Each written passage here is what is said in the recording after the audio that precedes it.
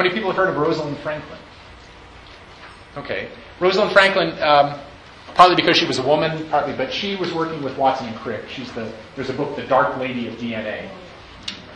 That's her. She's the Dark Lady. And she did these elegant work with X-ray diffraction to identify the structure of DNA. So just to give her credit. But what she identified is that there were these joints. In other words, that when you unwind a human DNA strand, you take something that's only an angstrom in size when it's all folded up, but when you unfold it, it's 6 feet long. And it's got these nodes here, at the angles, those are joints. And when this all folds up into a little 1 angstrom thing, those joints all point to the outside. Well, why are those joints important? We now understand that the joints that become the outside wall, the joints contain the switches that control apoptosis. Apoptosis is basically the machinery in the cell that allows the cell to pull the switch and kill itself. And that's really important.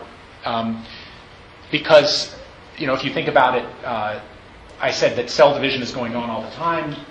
New cells, we're regenerating our cells every 10 years, but you still have the same number of cells now as you will 10 years from now. So after you're an embryo, cell division for regeneration has to exist so that a cell divides and one of them has to die off. That's the way you keep the math right.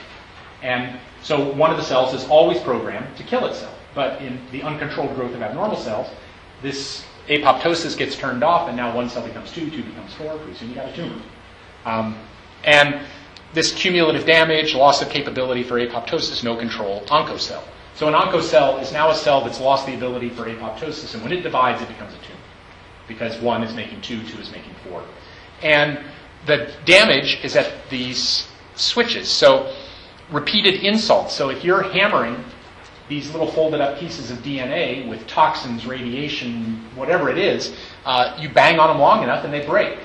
And the repeated insult to these switches by free radicals, toxins, radiation, and the result of the damage is that you lose the ability for apoptosis. So this is one of the current theories about how toxins, radiation, and things damage the DNA, lead to the formation of a cell that can become a cancer.